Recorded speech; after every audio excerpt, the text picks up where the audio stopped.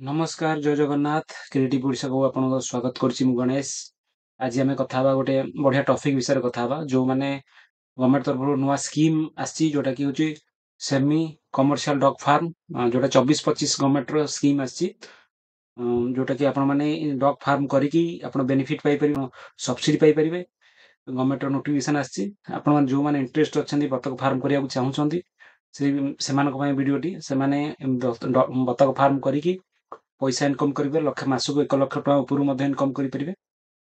मो वीडियो पूरा डिटेल्स कहबी तो ता पूर्व आम दर्शक बंधु मान छोट रिक्वेस्ट जो मैंने आम चैनल को नुआ विजिट कर प्लीज आम चैनल सब्सक्राइब करेंगे लाइक करेंगे शेयर करेंगे।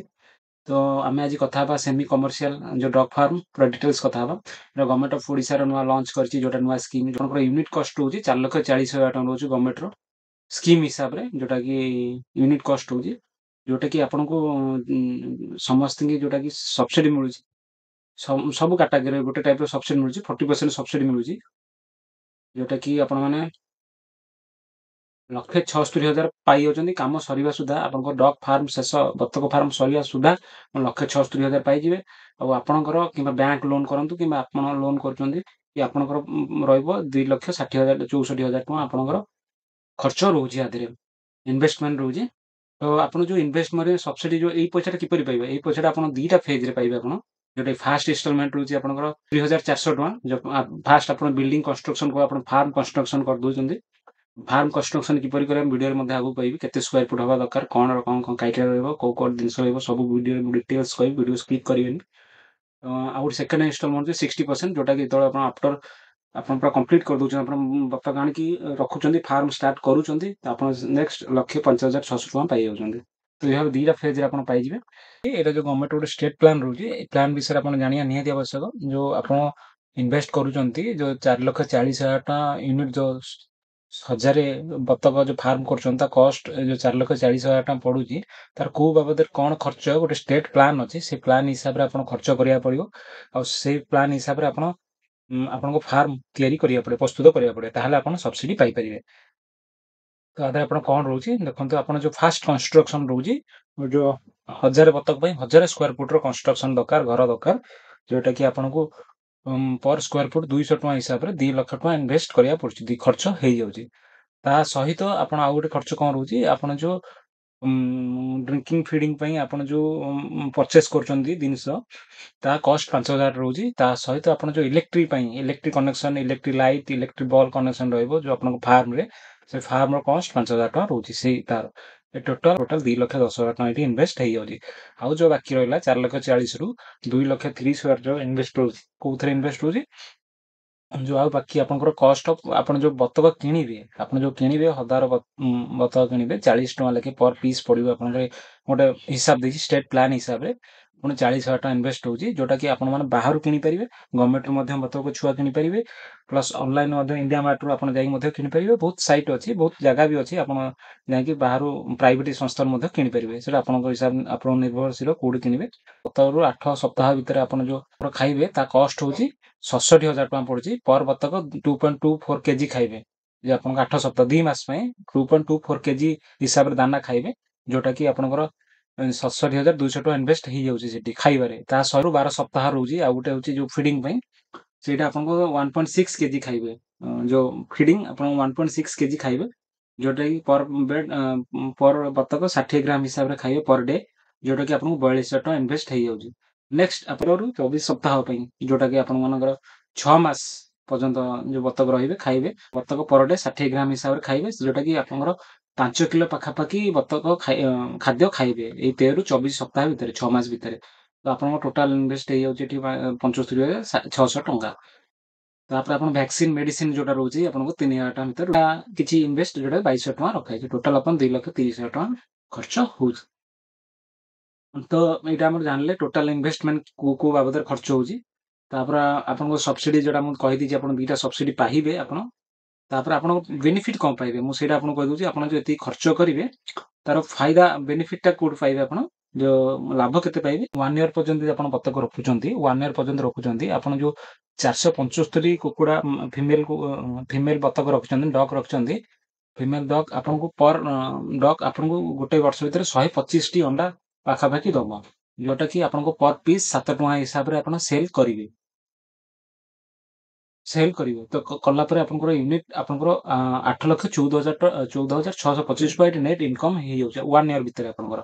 ता सहित आपण जदि गोटे वर्ष जदि रखुचंदी बत जदि आपण सेल कर दउचंदी किछि असुविधा नै आपण मानसो हिसाब रे सेट करिवे। तो जदि आपण सेल करूचंती 1 ईयर परे आपनकर पर पीस आपनकर बतकू 200 टଙ୍କା हिसाब रे 50 पीस मोरालिटी रखाइछि जोटा कि मरि जाउचंदी कोनस प्रकार कारण खत हिसाब रे जर मळ आउ जो आपनकर सीड्स पकेथिबे त खत हिसाब रे आपनकर गोटे ट्रैक्टर दुईटा ट्रैक्टर बारिवो तो आपनकर सेटा 2000 टଙ୍କା बेनिफिट होउछ। नेट इनकम गोटे वर्ष रे आपनकर नॉट 9,96,250 टଙ୍କା रोज 7,39,000 टଙ୍କା आ प्रॉफिट पर मंथ 15,000 पाखापाखि रोची। एटा गवर्नमेंट रो गोटे प्लान जे आपण 1000 बतक पालन करूछंती तो रोची। तो आ पई पालन करिया पई आपनको किछिटा रूल रेगुलेशन अछि फॉलो अप करिया पड़िबो जोटा सब्सिडी पाई परिबे आपण बतक फार्म करिया पले गवर्नमेंट तरफ रो जोटा कि आसी आपनको 24-25 पई गवर्नमेंट जो देइछि 185 फार्मर 188 फार्मर सेटिंग करिया पई गवर्नमेंट रो टारगेट अछि 1 ईयर भितरे 24-25 भितरे डॉग फार्म କରିବାକୁ ଚାହୁଁଛନ୍ତି ଯଦି ଆପଣ ପ୍ରଥମେ ଗୋ ସୁଗମ ଅନଲାଇନ ଆବେଦନ କରିବାକୁ ପଡିବ। ଗୋ ସୁଗମ ଗଭର୍ଣ୍ଣମେଣ୍ଟ ର ସାଇଟ୍ ସେଇଟା ମୁଁ ଆବେଦନ କରିକି ମଧ୍ୟ ଆପଣଙ୍କୁ ଦେଖେଇବି। ଆବେଦନ କରିବେ ଆବେଦନ କଲା ପରେ ଆପଣ ନେକ୍ସଟ ପ୍ଲାନ୍ ହଉଛି ଆପଣ ଯୋଉ ଡକ୍ୟୁମେଣ୍ଟ ଭେରିଫିକେସନ ଭିଭିଓ ପାଖରେ ହବ ଆପଣଙ୍କ ଡକ୍ୟୁମେଣ୍ଟ ଆପଣଙ୍କର ବ୍ଲକ ଭିଭିଓ ବ୍ଲକ ଭେଟେନାରୀ ଅଫିସର ଆପଣ ଯୋଉଠି ଆପ୍ଲାଏ କରୁଛନ୍ତି ଯୋଉ ଡିଷ୍ଟ୍ରିକ୍ଟରେ ଆପଣ ବ୍ଲକ ଭେଟେନାରୀ ଅଫିସର ପାଖକୁ ଯାଇକି ଯୋଗାଯୋଗ କରିବାକୁ ପଡିବ। ଯୋଗାଯୋଗ କରିବେ ଆପଣଙ୍କର ଡକ୍ୟୁମେଣ୍ଟ ଭେରିଫିକେସନ କରିବେ ସେମାନେ ଡକ୍ୟୁମେଣ୍ଟ ଭେରିଫିକେସନ କଲା ପରେ ସିଏ ପଠେଇବେ ସିଡିଭିଓ କୁ ଚିଫ ଡିଷ୍ଟ୍ରିକ୍ଟ ଭେଟେନାରୀ ଅଫିସର ସିଏ ପଠେଇବେ ସିଏ ସେଠି ସେ ଭେରିଫିକେସନ କରିବେ ସିଏ ତାପରେ ଭିଭିଓ କୁ ଭିଭିଓ ସହିତ ଲାଇଫ ଷ୍ଟକ୍ ଇନ୍ସପେକ୍ଟର ଯିବେ ଆପଣ ଜାଗା ଭେରିଫିକେସନ କରିବେ ଭେରିଫିକେସନ କଲା ପରେ ସେ ଡକ୍ୟୁମେଣ୍ଟ ପଠେଇବେ ସିଡିଭିଓ କୁ ଆପଣଙ୍କର ଡକ୍ୟୁମେଣ୍ଟ ପଠେଇବେ ପଠେଇଲା ପରେ ସେଠୁ ସେ ଭେରିଫିକେସନ କରିକି ଆପଣଙ୍କୁ ଗୋଟେ ଗୋ ହେଡ୍ ଲେଟର ଦେବେ। ଗୋ हेड लेटर देबे गो हेड लेटर देले आपनकर गोटे प्रोजेक्ट रिपोर्ट थिबो प्रोजेक्ट रिपोर्ट हिसाब रे आपन काम स्टार्ट करिया पे फेज बाय फेज आपन जो फास्ट फेज काम करछन आपनकर फास्ट इंस्टॉलमेंट आसीबो आपन सब्सिडी और सेकंड फेज जेतरो काम करछन आपन क्राइटेरिया हिसाब रे आपन सेकंड फेज रे इंस्टॉलमेंट पाइ जिवे। तो आपनकर 176 ए जो 176,000 रहउची इंस्टॉलमेंट आपन पाइ जिवे पाइजिबे आपण एपरि भाबे एन दुईटा पाइजिबे आपण जदि आपण प्रोसीजर कहउछन्ते। तो आ पई किछरा डॉक्यूमेंट दरकार कोन डॉक्यूमेंट ना बैंक एससी आपन को बैंक खाता निहात थिया दरकार आपण फोटो थिया दरकार डीबीटी अकाउंट थिया दरकार तापर लोन आपण जो लोन करूछन्ती आपनकर लोन डॉक्यूमेंट दरकार जदि आपण लैंड निजर अछि कि लीज डॉक्यूमेंट अछि आपण लीज डॉक्यूमेंट देखि निजर अछि निजर डॉक्यूमेंट देखि परिबे। तापर आपनकर 60 जोटा 40% सब्सिडी मिलुची और 60% जोटा कि आगुरी भी कहिछि आपण बैंक फाइनेंस कर परिबे निज फाइनेंस मध्ये इन्वेस्ट करि परिबे। तो रोजी एतिक मात्र डॉक्यूमेंट दरकार कोन प्रकार डॉक्यूमेंट दरकार नै जदि आपण किछि फिजिकल कास्ट सर्टिफिकेट अछि देइ परिबे जदि पीडब्ल्यू ट्रांसजेंडर अछि ता सर्टिफिकेट थिबो मध्ये देइ परिबे। तो प्रथम आपण क्राइटेरिया होची आपनकर आवेदन करिया पड़ो गोसुमा जोटा कि निजे करि परिबे प्लस नॉन आपन सीएससी रे केंद्र करि परिबे नॉन आपन बीबीओ पाखर जाई ऑफलाइन मध्ये आवेदन करि परिबे। तीनटा प्रोसीजर होची आपण जदि निजे करिया होचन गोसुगम मैं आपन निजे आज करिकि देखौची किपरि भाबे आपण आवेदन करिवे। तो गोसुगम साइट को पळै आसीबे गोसुगम साइट को आसीकी आपण एटी पशुपालन पर क्लिक कर दे पशुपालन पर आसीकी एटी थार नंबर पळै आसीबे थार नंबर आसी देखंतु अर्ध व्यवसाय बतक फार्म लिखा हिजे आपण निर्देशावली पढि पारे संपूर्ण विवरण मध्ये पढि पारे एटा आवेदन पर क्लिक करिवे। आवेदन पर क्लिक कला पर एटा प्रथम एमति गोटे पेज खुलिबे एटा आपण रजिस्ट्रेशन करथिया पंजीकरण जदि करि नाहति आपण एटी पंजीकरण करि परिबे। एटी पंजीकरण पर क्लिक करिकि आपण आधार नंबर देबे मेल आईडी देबे मोबाइल नंबर देबे आपण जोगाजोग ठिकाना देबे पासवर्ड आपण जहा देबे सेम टू सेम पासवर्ड आ गोटे पासवर्ड देकी पंजीकरण क्लिक पर क्लिक करिवे। तापर ओटीपी गोटे मोबाइल नंबर को जिवो से ओटीपी आपण देला पर पंजीकरण कंप्लीट हेइ जिवो। तापर लॉगिन को पळेबे लॉगिन जगह आपण जो मोबाइल नंबर देते से नंबर दे देबे पासवर्ड एटा आपण जहा देथिले आपण पासवर्ड दे दे कैप्चा कोड जहा আছে आपण देकी साइन इन ऊपर क्लिक करिवे। साइन इन ऊपर क्लिक कला पर आपण जो जो अप्लाई सब करिथिबे सब पळे आसीबो एठी एप्लिकेंट डिटेल्स डैशबोर्ड रे पळे आसीबो एठी स्कीम सर्विस आपण एठी स्कीम सर्विस देखि परिबे को स्कीम तापर ट्रैक टैक्टो सेट करि परिबे एठी गिवांस आपण कोनस पर प्रॉब्लम हो जदि आपण गिवांस जाइकी आपण गिवांस देइ परिबे एठी गिवांस जाई परिबे एठी आपण के प्रॉब्लम हेले। तो आमे अप्लाई करिबा जे आपण एठी एनिमल हस्बेंडरी को पळेबे जोटे कमर्शियल डॉग फार्मिंग तापर आपण अप्लाई करिवे। तो एठी लैंग्वेज चेंज करि परिबे देखंतु एठी इंग्लिश लिखा है ओडिया चाहे ओडिया करिकि आपण अप्लाई करि परिबे आवेदन। एठी आपनकर आधार नंबर लिखिबे तापर एठी आपण ओटीपी टा दे देबे वेरीफाई पर क्लिक कला पर ओटीपी देला पर आपण ना मोबाइल नंबर मेल फीमेल आपण डिटेल्स पळे आसीबो खाली बर्गर सिलेक्शन करिवे आपण बापा जदि आपण लेडीज जेंट्स अप्लाई करछन तांको बापा का नाम लिखिबे लेडीज अप्लाई करछन हस्बैंड का नाम लिखिबे जो ଅନମ୍ୟାରେଡ୍ ଅଛନ୍ତି ତାଙ୍କ ପିତାଙ୍କ ନାଁ ଲେଖିବେ, ତାଙ୍କ ବାପାଙ୍କ ନାଁ ଲେଖିଦେବେ। ତାପରେ ସେ ଭିନ୍ନକ୍ଷମ କି ସକ୍ଷମ, ଆପଣ ଯଦି ଫିଜିକାଲି ପିଡବ୍ଲ୍ୟୁଡି ହ୍ୟାଣ୍ଡିକ୍ୟାପ୍ଟ ଅଛନ୍ତି ୟେସ୍ ଲେଖିବେ, ଆଦେ नो ଲେଖିବେ ଏଠି। ଆପଣ ଫଟୋ ଗୋଟେ ଏଠି ଅପଲୋଡ୍ କରିଦେବେ, ଆପଣଙ୍କର ଫଟୋ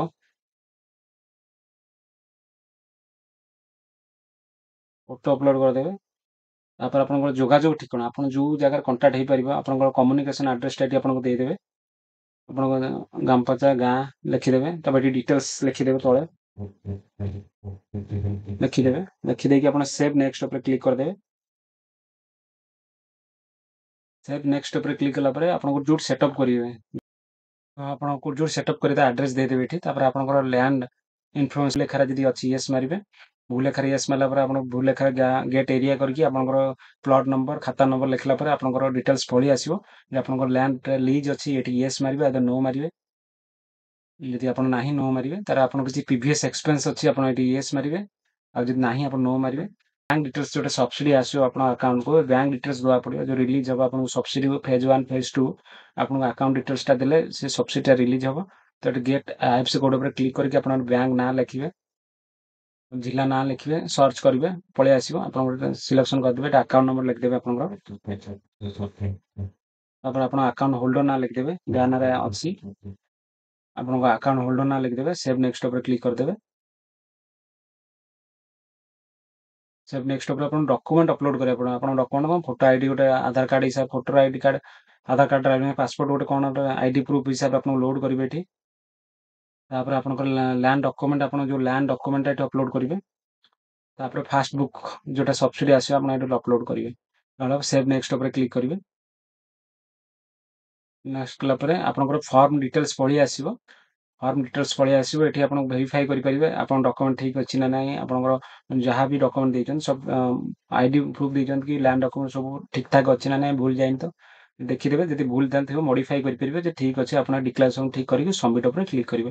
ଡ୍ୟାସବୋର୍ଡକୁ ଆସିଲା ପରେ ଆପଣଙ୍କର ଯୋଉ ଆପ୍ଲିକେସନ ନମ୍ବର, ଆପଣଙ୍କର ଆପ୍ଲିକେସନ ନମ୍ବରଟା ଲେଖିଥିବ ପେଣ୍ଡିଂ, ଆପଣ ଯୋଉ ପେଣ୍ଡିଂ କି କଣ ଲେଖିବ, ସେ ଆପଣ ଯିବେ ସେଠିକି ବିଡିଓ ପାଖକୁ ଯିବେ, ବିଡିଓଙ୍କୁ ଦେଖା କରିବେ, ମୁଁ ଆପ୍ଲାଏ କରିଥିଲି, ଆପ୍ଲାଏ କଲା ପରେ ସିଏ ଆସିବେ ଲ୍ୟାଣ୍ଡ ଭେରିଫିକେସନ କରିବେ। ଆପଣ ଯୋଉ ଲ୍ୟାଣ୍ଡ ଡକୁମେଣ୍ଟ ଦେଇଥିବେ ଲ୍ୟାଣ୍ଡ ଉପରେ କରିବେ, ଆପଣ ଯୋଉ ଦେଇଥିବେ ଡିଟେଲ୍ସ, ଆପଣ ତା ସେ ଡିଟେଲ୍ସ ସେ ଭେରିଫିକେସନ କଲା ପରେ ସେ ସିଡିଭିଓଙ୍କୁ ପଠେଇବେ। ସେ ସେମ୍ ପ୍ରୋସିଜର ସିଡିଭିଓଙ୍କୁ ପଠେଇଲା ପରେ ସେ ଆପଣଙ୍କୁ ପ୍ରୋଜେକ୍ଟ ରିପୋର୍ଟ ଦେଇକି, ଆପଣ ଯୋଉ ପ୍ରୋଜେକ୍ଟ ରିପୋର୍ଟ ଦେଇଥିବେ ସେ ପ୍ରୋଜେକ୍ଟ ରିପୋର୍ଟ ହିସାବରେ କାମ କଲେ ଆପଣଙ୍କୁ ସବସିଡି ମିଳିବ। ତା ସହିତ ଆପଣ ଫାର୍ମ କରିପାରିବେ, ଗଭର୍ଣ୍ଣମେଣ୍ଟର ସହାୟତା ପାଇପାରିବେ। ତ ଏପରି ଭାବେ ଆପଣ ଆବେଦନ କରିପାରିବେ ଆଉ ମଧ୍ୟ ସବସିଡି ପାଇପାରିବେ। ତ ରହୁଛି, ଜୟ ଜଗନ୍ନାଥ। ପୁଣି ଦେଖା ହବ ଏକ ନୂଆ ଭିଡିଓରେ।